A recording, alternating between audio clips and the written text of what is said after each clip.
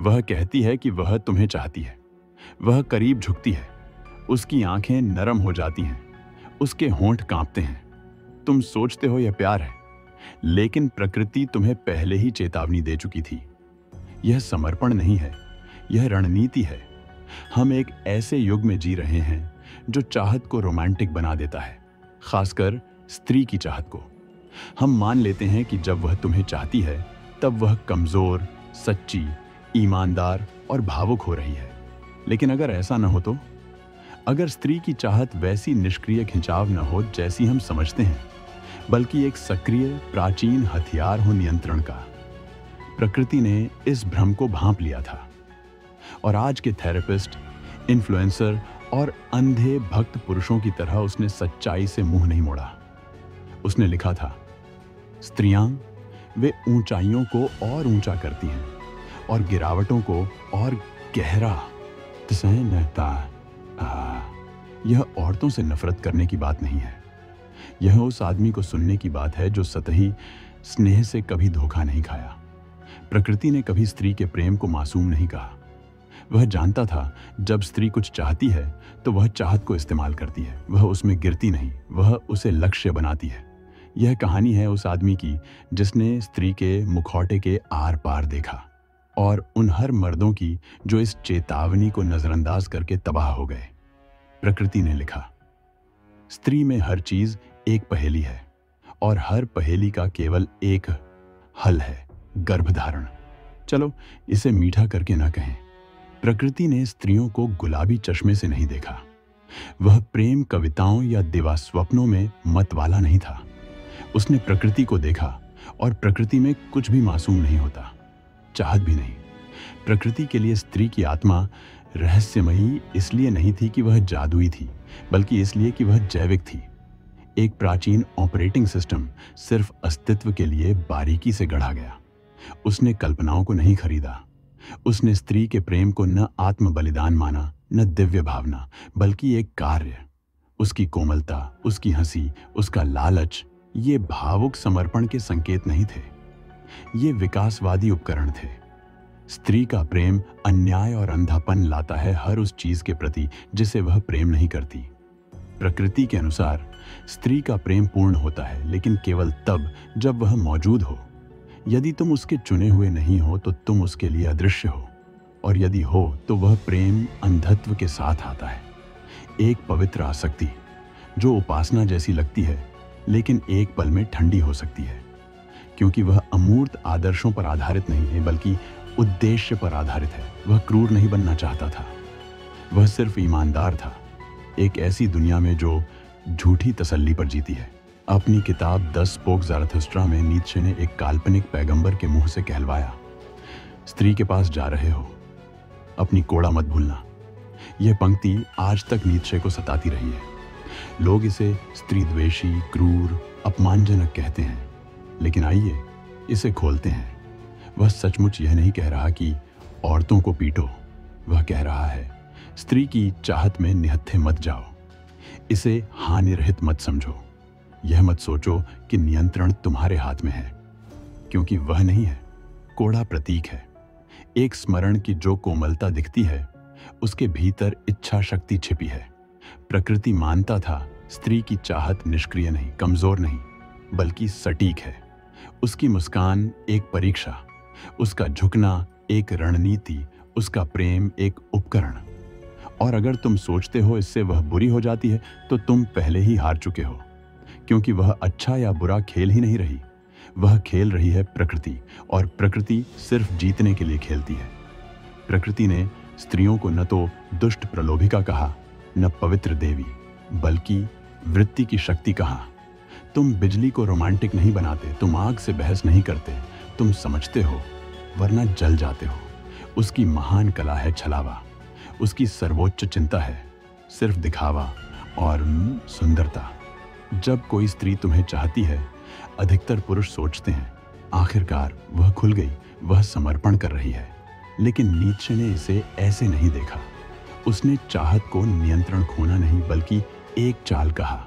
और सबसे खतरनाक बात, वह खुद भी शायद न जानती हो कि वह ऐसा कर रही है। यह सहज है, वह कोशिश नहीं करती छलने की, वह स्वयं छल है। प्रकृति मानता था कि स्त्रियां जैविक रूप से प्रोग्राम्ड हैं चाहत को हथियार की तरह इस्तेमाल करने के लिए, क्रूरता से नहीं बल्कि अस्तित्व के लिए।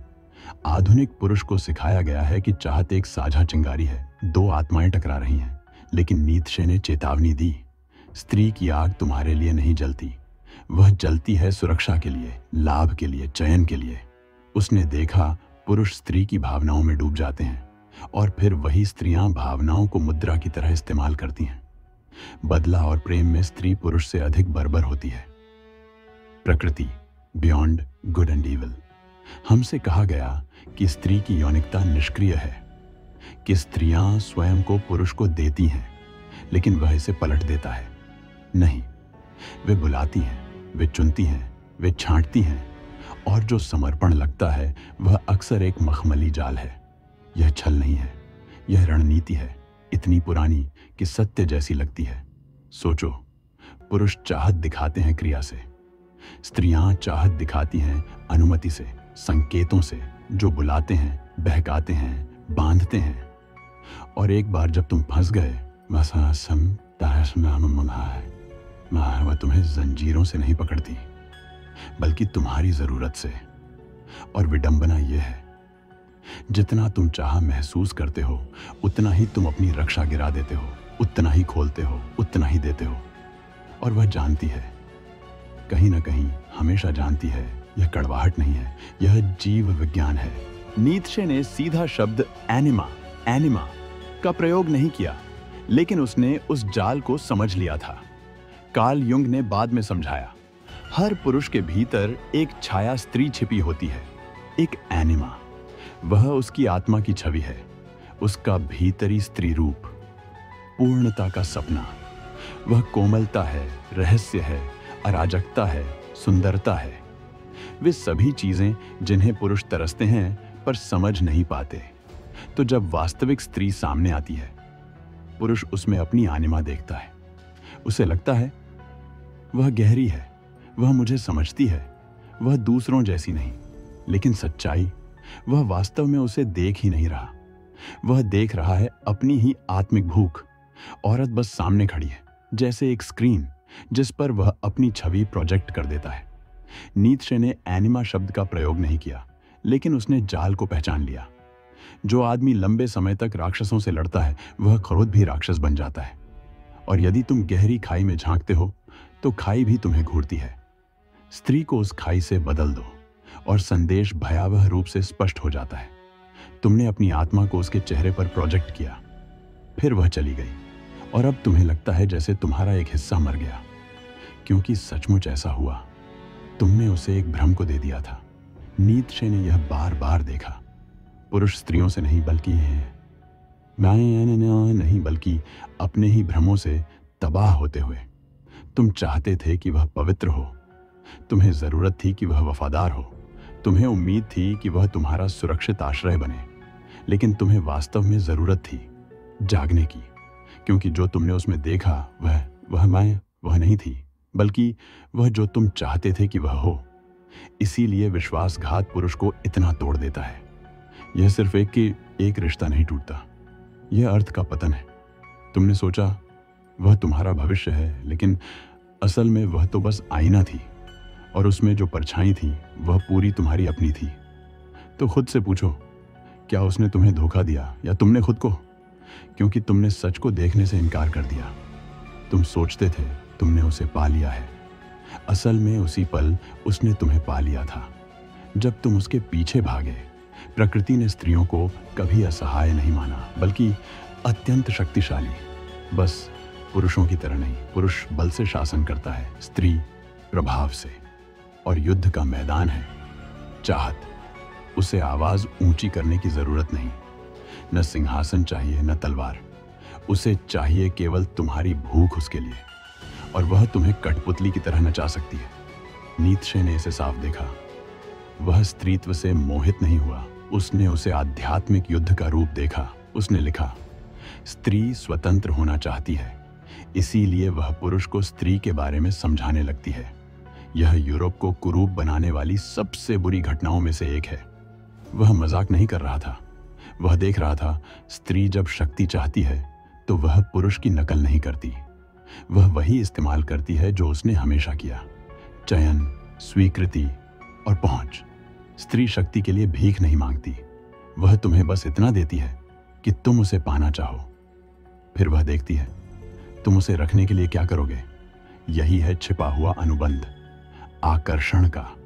हर नजर, हर इशारा, हर शायद एक प्रस्ताव है, प्रभुत्व से भरा हुआ।